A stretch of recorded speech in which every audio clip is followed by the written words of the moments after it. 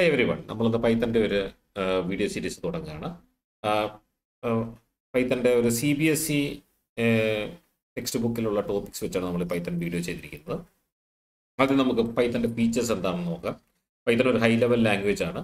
മറ്റ് high level language Java, C++ ഒക്കെ high level languages ആണ്. അപ്പോൾ അത് പോലൊക്കെ തന്നെ നമുക്ക് പൈത്തൺ ഒരു ഹൈ ലെവൽ ലാംഗ്വേജ് ആണ്. അപ്പം മെഷീൻ കോഡോ അസംബ്ലി ലാംഗ്വേജോ ഒന്നും അറിയേണ്ട പൈത്തൺ പ്രോഗ്രാംസ് എഴുതും.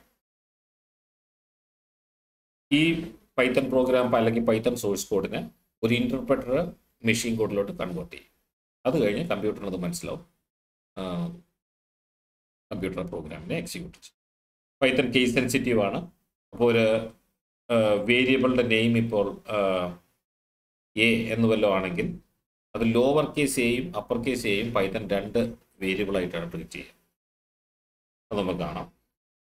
പൈത്തൺ ഒരു റിച്ച് ലൈബ്രറി ഉണ്ട്. ഒരു പ്രീഡിഫൈൻഡ് ഫംഗ്ഷൻസ് ഒത്തിരിയേറെ ആളുകൾ ഈ സമയം കൊണ്ട് തന്നെ ഉണ്ടാക്കിയിട്ടുണ്ട്.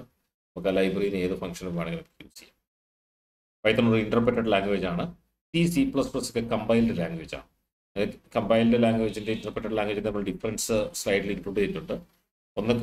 ഒന്ന് കമ്പൈൽഡ് ലാംഗ്വേജ് ആ പ്രോഗ്രാമിനെ മുഴുവനായിട്ട് റീഡ് ചെയ്തിട്ടാണ് മെഷീൻ കോഡ് ഉണ്ടാക്കുന്നത്. അതേസമയം ഇൻ്റർപ്രറ്റർ ആണെങ്കിൽ ഓരോ സ്റ്റേറ്റ്മെൻറ്റിനെ റീഡ് ചെയ്തിട്ട് അതിൻ്റെ മെഷീൻ കോഡ് ഉണ്ടാകും. കമ്പൈലർ ഒരു ഇൻ്റർമീഡിയറ്റ് ഒരു ഒബ്ജക്റ്റ് ഫയൽ ഉണ്ടാക്കും. ഇൻ്റർപ്രറ്റർ അങ്ങനെ ഉണ്ടാക്കില്ല. കൺട്രോൾ സ്റ്റേറ്റ്മെൻറ്റ്സ് ഫാസ്റ്റർ എക്സിക്യൂഷൻ ആയിരിക്കും കമ്പൈൽഡ് കോഡിൽ, സ്ലോവർ എക്സിക്യൂഷൻ ആയിരിക്കും ഇൻ്റർപ്രറ്ററിൽ. C++ ഒക്കെ കമ്പൈൽഡ് കോഡാണ്. PHP പൈത്തനൊക്കെ ഇൻ്റർപ്രറ്റഡ് ലാംഗ്വേജാണ്. ഇൻ്റർപ്രറ്റഡ് ലാംഗ്വേജാണ് മറ്റേ കമ്പൈൽഡ് ലാംഗ്വേജ്. ഒരു പൈത്തൺ പ്രോഗ്രാമിനെ നമുക്ക് രണ്ട് രീതിയിൽ എക്സിക്യൂഷൻ മോഡ്സ് ഉണ്ട്. ഒന്ന് ഇൻട്രാക്റ്റീവ് മോഡ്.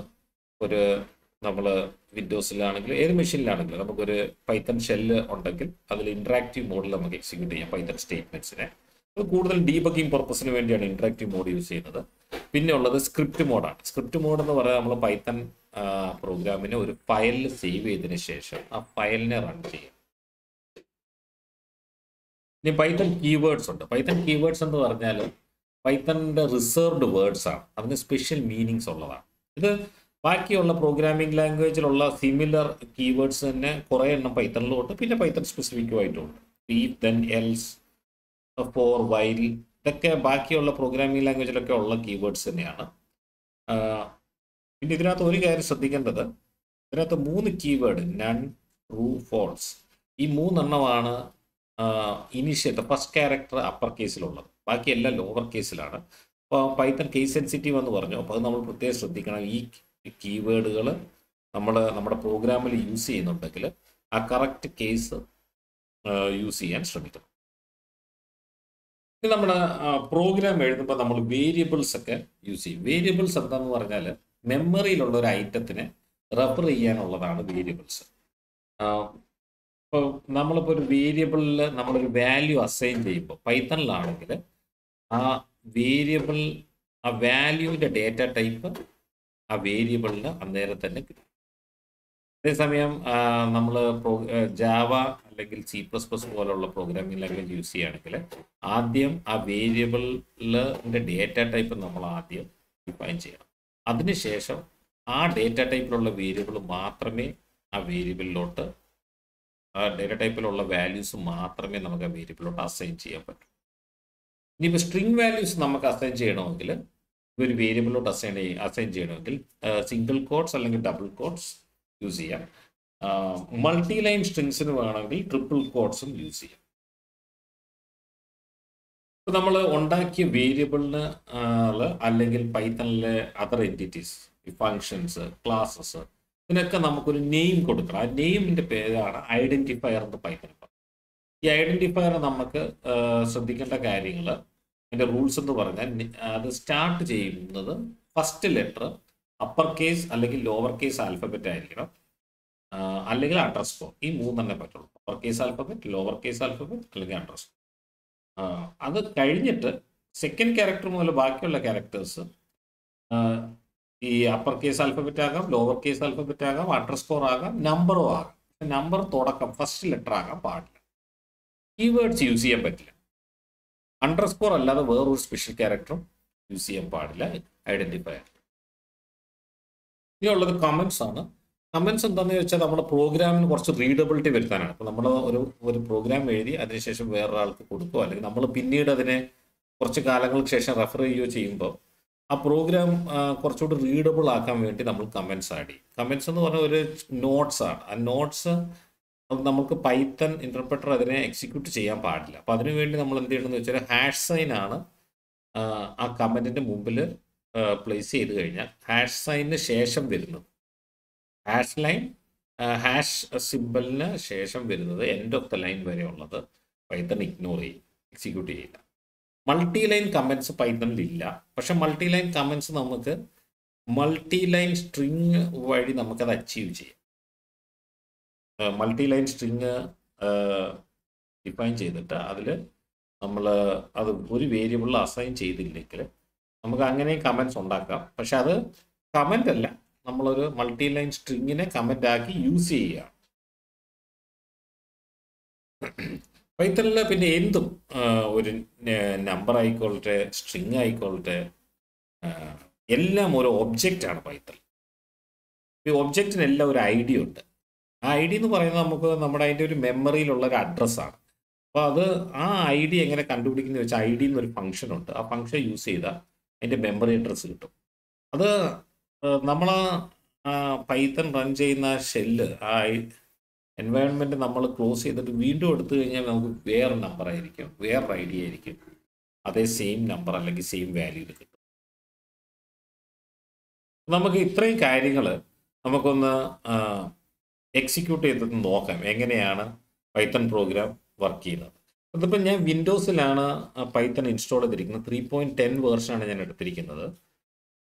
ഇതിപ്പോൾ വിൻഡോസിൽ പൈത്തൺ ഇൻസ്റ്റാൾ ചെയ്യുമ്പോൾ എനിക്കൊരു ഐഡിൽ ഇൻ്റലിജൻറ്റ് ഡെവലപ്മെൻറ്റ് എൻവയോൺമെൻറ്റ് എന്ന് പറഞ്ഞൊരു ഐഡിൽ ഷെല്ല് കിട്ടും. അപ്പോൾ അതിൽ ക്ലിക്ക് ചെയ്താൽ എനിക്ക് ഇങ്ങനെ ഒരു ഐഡിൽ ഷെല്ല് കിട്ടും.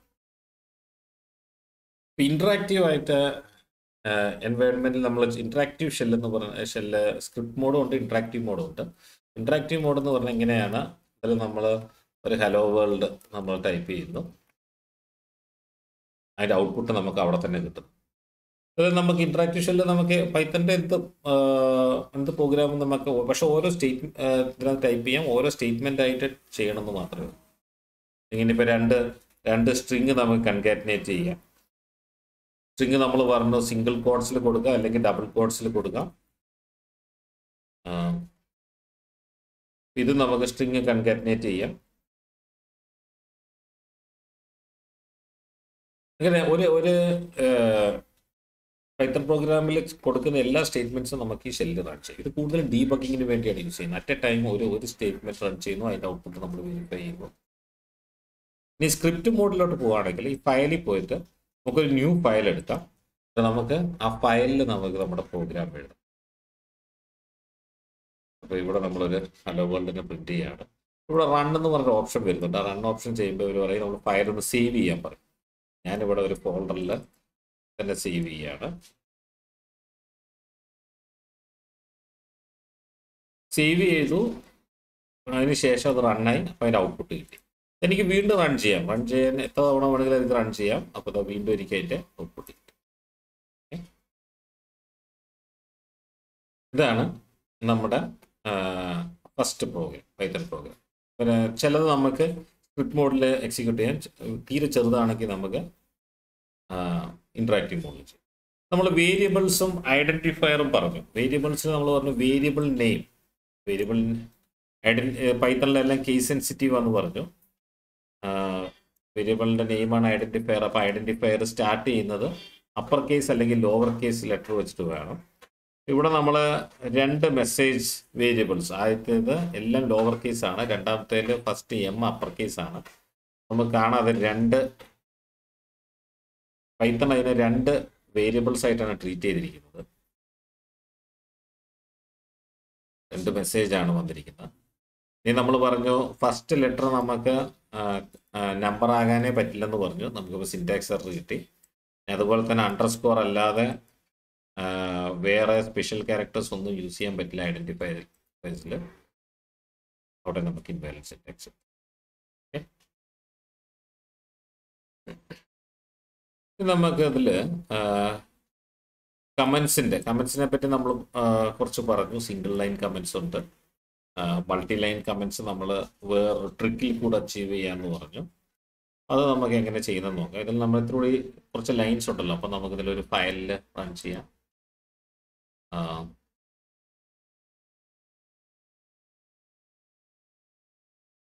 ഇതിൽ ഒരു സം പ്രോഗ്രാമാണിത്. രണ്ട് വളരെ സിമ്പിളായിട്ടുള്ള പ്രോഗ്രാമാണ്. ഓരോ വേരിയബിൾ ഓരോ വാല്യൂ നമ്മൾ അസൈൻ ചെയ്തു, അതിന് ശേഷം അതിനെ സം ചെയ്യും. അതിൽ ഫസ്റ്റ് ആയിട്ടുള്ളത് നമ്മൾ single line comment hash use ചെയ്തിട്ട്. ഹാഷ് നമുക്ക് ബിഗിനിങ് ഓഫ് എ ലൈൻ ആകാം, അല്ലെങ്കിൽ നമുക്കിത് ഈ ലൈൻ നമ്പർ 7 ചെയ്ത പോലെ ഹാഷ് ഈ എക്സ്പ്രഷന് അല്ലെങ്കിൽ സ്റ്റേറ്റ്മെൻറ്റിന് ശേഷമാണ് വെച്ചിരിക്കുന്നത്. ഇവിടെ മുതൽ ഇവിടെ വരെ ഉള്ളതാണ് കമൻ്റായിട്ട് കൺസിഡർ ചെയ്യുന്നത്. മൾട്ടി ലൈൻ കമൻറ്റ്സ് ഇല്ല. അപ്പോൾ മൾട്ടി ലൈനിലായിട്ടുള്ള കമൻറ്റ്സ് വേണമെങ്കിൽ എല്ലാ ലൈനിൻ്റെയും ബിഗിനിങ്ങിൽ ഹാഷ് വെക്കണം. അതല്ലെങ്കിൽ നമുക്ക് ഇങ്ങനെയും ചെയ്തു വരാറുണ്ട്. ഒരു പ്രോഗ്രാമിൻ്റെ ഒരു സ്ട്രിങ്, ഒരു മൾട്ടി ലൈൻ സ്ട്രിങ് 3 കോഡ്സ് വെച്ചിട്ട് ബിഗിൻ ചെയ്യുക, എൻഡ് ചെയ്യുക. നമുക്ക് മൾട്ടി ലൈൻ സ്ട്രിങ് കിട്ടും. ആ മൾട്ടി ലൈൻ സ്ട്രിങ്ങിന് നമ്മൾ ഒരു വേരിയബിളോട്ട് അസൈൻ ചെയ്യുന്നില്ല. അപ്പോൾ ഇതൊരു കമൻ്റായിട്ട് വർക്ക് ചെയ്യിപ്പിക്കാം.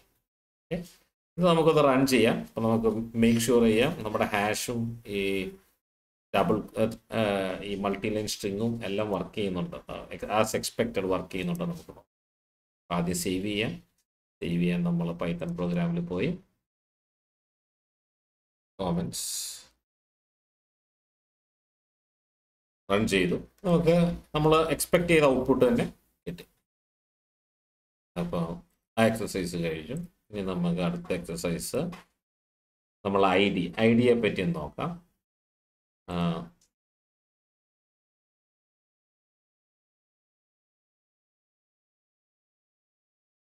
ഐഡിയിൽ നമ്മൾ പറഞ്ഞായിരുന്നു മെമ്മറി എല്ലാ വാല്യൂസും എല്ലാം പൈത്തണിലൊരു ഒബ്ജക്റ്റാണ്. നമ്മൾ രണ്ട് variable with same value. Okay, അതിനകത്തുള്ള അതിൻ്റെ ഐ ഡി നോക്കാം. ഐ.ഡി. num2 ഇത് രണ്ട് സെയിം ആയിരിക്കുന്നതാണ്. അതിന് num3 നമുക്ക് വേറൊരു വാല്യൂ കൊടുക്കാം. num3 20 കൊടുക്കാം. ഐ.ഡി. വേറൊരു വാല്യൂ ആണ്. ഇനി നമ്മൾ ഈ ഷെല്ല് തന്നെ ഇവിടെ ഷെല്ലിൽ പോയിട്ട് റീസ്റ്റാർട്ട് ഷെൽ എന്ന് പറഞ്ഞാൽ ഈ ഷെല്ലിനെ ഈ ഐഡിയൽ ഷെല്ലിനെ കില്ല് ചെയ്തിട്ട് നമ്മൾ വേറൊരു ഷെല്ല് സ്റ്റാർട്ട് ചെയ്യുകയാണ്. ഓക്കെ,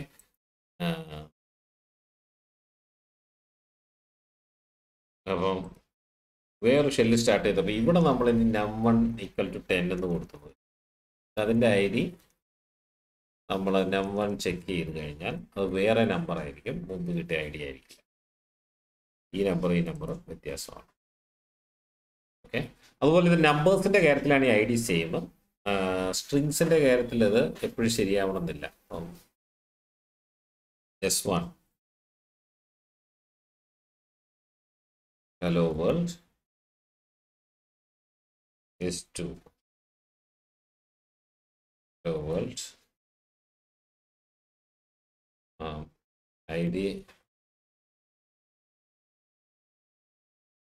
of S2 നമുക്ക് കാണാം. അത് വേറെ അപ്പോൾ ഈ സ്ട്രിങ്സ് വേറെ സെയിം വാല്യൂ ആണെങ്കിൽ പോലും വേറെ ലൊക്കേഷനിലാണ് ആ S1ൻ്റെ വാല്യൂയും S2ൻ്റെ വാല്യൂയും സ്റ്റോർ ചെയ്തിരിക്കുന്നത്.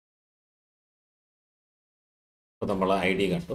നമ്മൾ ഇടയ്ക്ക് പറഞ്ഞായിരുന്നു വേരിയബിൾ ഡിഫൈൻ ചെയ്യുമ്പോൾ വേരിയബിൾ പൈത്തണിൽ ഡിഫൈൻ ഡിക്ലറേഷൻ എല്ലാം ഒരുമിച്ച് നടക്കും. അപ്പോൾ നമ്മളൊരു num1 = 10 എന്ന് പറഞ്ഞാൽ ടൈപ്പ് ഓഫ് num1 നമ്മൾ നോക്കിയാൽ ഇൻറ്റീജറാണ് കാണാം. അതുപോലെ S ഹലോ വേൾഡ് നമ്മൾ S = ഹലോ വേൾഡ് S1 നമ്മൾ ഹലോ വേൾഡ് എന്ന് പറഞ്ഞിട്ടുണ്ട്. അപ്പോൾ ടൈപ്പ് ഓഫ് S1 എന്ന് കൊടുത്തു കഴിഞ്ഞാൽ ലാസ്റ്റ് ഇത് കിട്ടും. ഇനി ഇതേപോലെ തന്നെ num2 നമുക്ക് 10.1 ഒരു ഡെസിമൽ കൊടുത്തു. ടൈപ്പ് ഓഫ് num2 അതൊരു ഫ്ലോട്ടാണ്. അപ്പം ഇങ്ങനെ നമ്മൾ അസൈൻ ചെയ്യുന്ന വാല്യൂ ഏതാണ്, ആ വാല്യൂവിൻ്റെ ഡേറ്റ ടൈപ്പ് ആ വേരിയബിൾ ഒരുമിച്ച് എന്നാണ്. അപ്പോൾ ഇത്രയും കാര്യങ്ങൾ നമ്മൾ പറഞ്ഞു കഴിഞ്ഞു. അതൊരു ഫസ്റ്റ് ലെസൺ നമ്മൾ വളരെ ബേസിക്കായി വെച്ചു. നമുക്ക് സെക്കൻഡ് ലെസണിൽ നമുക്ക് കുറച്ചുകൂടി ടോപ്പിക്സ് കവർ ചെയ്യാം. ഇന്ന് പറഞ്ഞതൊക്കെ നിങ്ങൾ ട്രൈ ചെയ്ത് നോക്കൂ. എന്തെങ്കിലും സംശയങ്ങളുണ്ടെങ്കിലൊക്കെ അറിയിക്കുക. അപ്പോൾ അടുത്ത ക്ലാസ്സിൽ നമുക്ക് കാണാം. Bye bye.